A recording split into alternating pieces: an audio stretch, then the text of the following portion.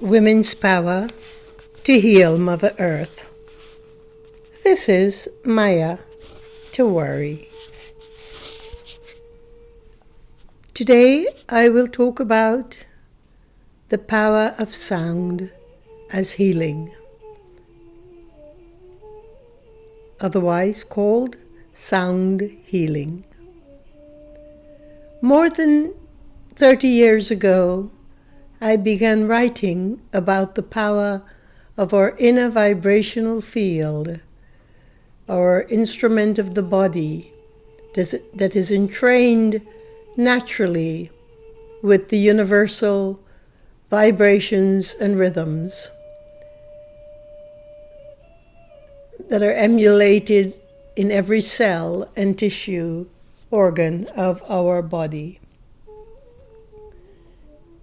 Consider the idea that life itself emanates from sound.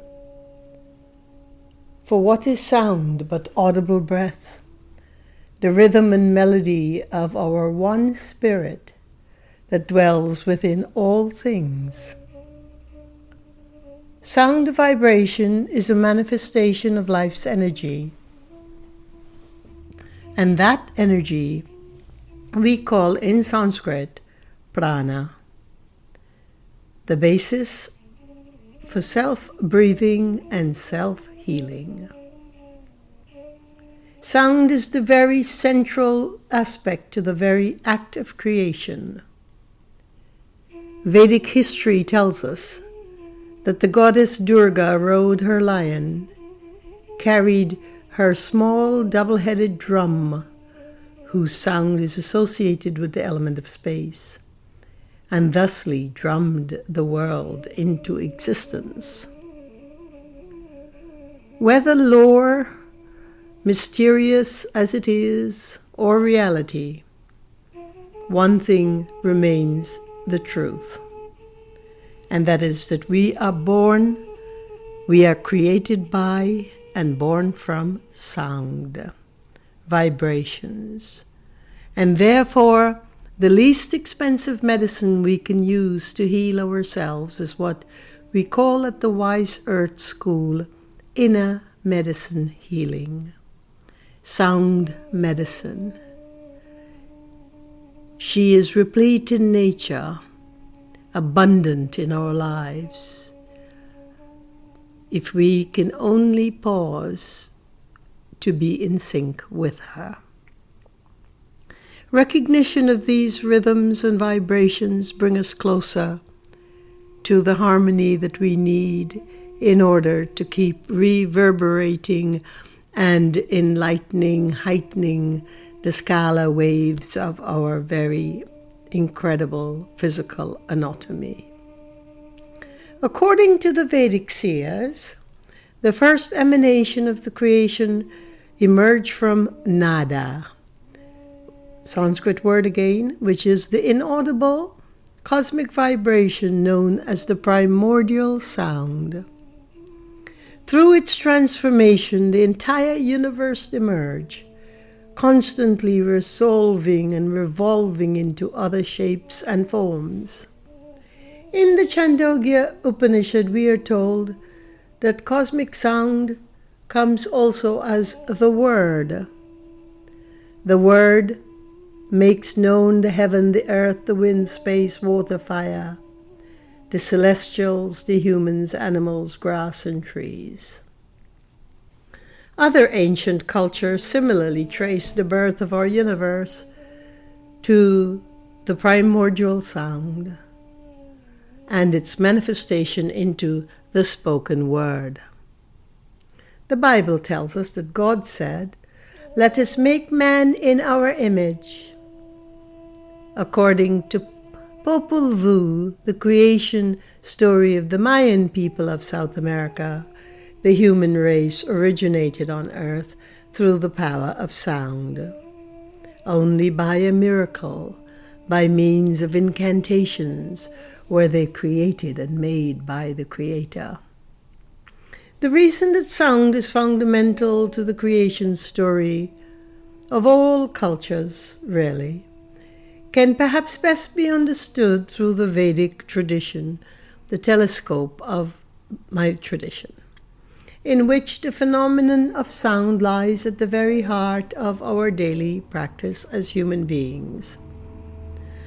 The Vedic sages who devoted themselves to deep meditation, contemplation, and actually transforming and transcending the physical realm into the eternity of life, discerned that the universe is an ocean of vibration. They perceived that the sound Om, the infinite unstruck sound, is the underlying resonant vibration of our universe and can be heard in its sublime state during heightened meditation. It is said again in the Chandogya Upanishad that the essence of word and sound is Om. Elsewhere in the Vedic text, Om is described as the most powerful. Its power alone can bring enlightenment to civilization or the human mind. Centuries ago, a complete system for sound, a spiritual, physical healing force, came into being by the Vedic rishis or seers. This system was called Sangita, still is called Sangita, which loosely translates as song. But this Sanskrit word is for sound, the primeval sound, which becomes music and song. And it embraces much more than those forms of expressions that are limited by human creativity. Sangita infers the totality of celestial cosmic expressions, which were conveyed to humankind by the Vedic seers. This complex science measures the rhythms and melodies, explain the causes and properties of the 6 seasons, the 7 colors of the rainbow, the 7 tissue layers corresponding to the 7 layers in our universe, and the indecipherable rhythm of our mind. Vedic understanding of the universe as a vast vibratory field has more recently come under the scrutiny of contemporary scientists. One of their most compelling findings is support of this century-old idea has evolved from the observation of the natural phenomenon known as entrainment, the process that causes the rhythm and vibration of one object to affect a second object with a similar vibratory frequency, so that the second object begins to vibrate in resonance with the first. All right. You can visualize this principle if you think of 2 metronomes placed side by side in close proximity and beating a different rhythm. Imagine the metronomes becoming synchronous with each other so that eventually they beat at the exact same tempo. A 17th century Dutch scientist by the name of Huygens recorded another instant of entrainment by placing 2 clocks that were hung next to each other, whose pendulums began to swing at identical rhythms.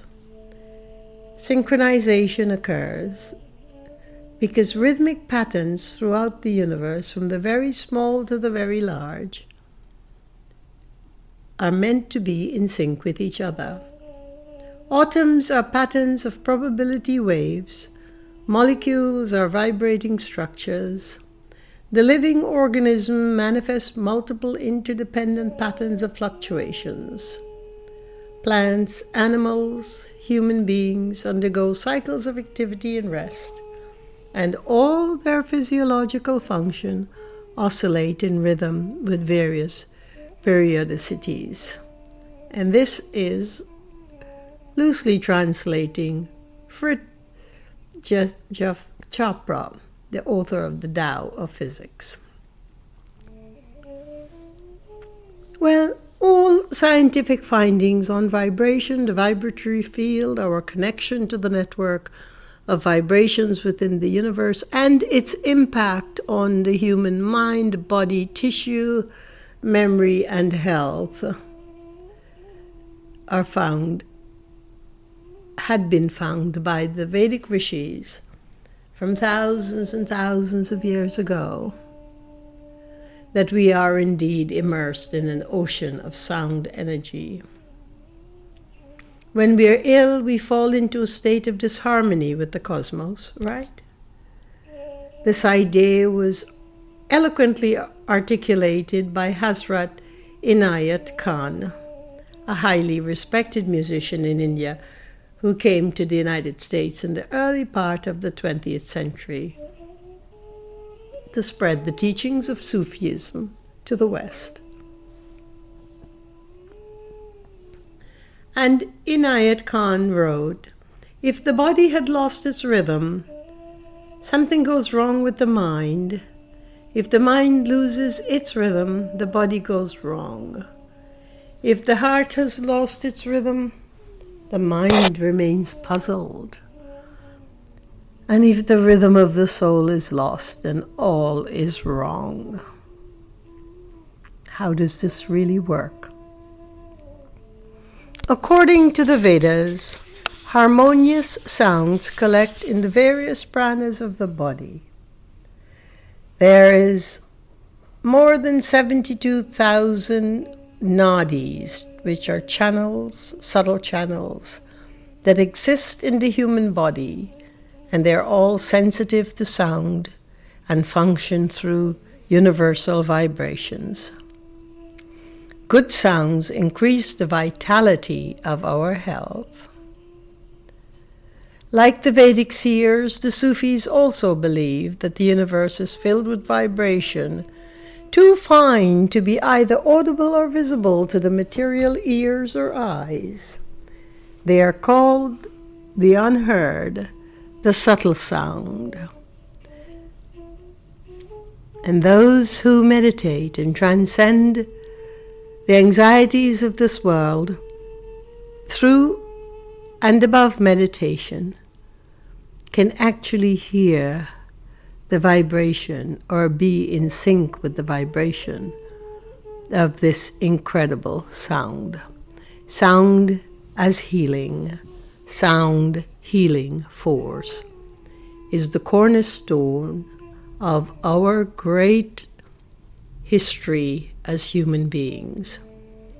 And in this precarious time of the pandemic and other socio-cultural world issues and individual challenges, it is time that we reclaim this free medicine from Mother Nature, from Mother Earth, so that we can once again entrain our body, our mind, our soul into the rhythmic pattern of our exquisite universe. As I mentioned in an earlier episode on scalar waves energy, the chanting of Sanskrit mantras is an ancient and highly venerated practice. And it helps us to be in sync with the cosmology of sound within the universe, because Sanskrit itself is not merely a language. It is certainly not a mundane language. It was written by the Vedic seers whose super intense powers of cosmology, they were able to bring that through into their consciousness and into the consciousness of this world. And therefore, the sound of Sanskrit is completely matched to the vitality, universality, and divine synchronization of sound in the human heart. Thank you for listening, and peace be your journey.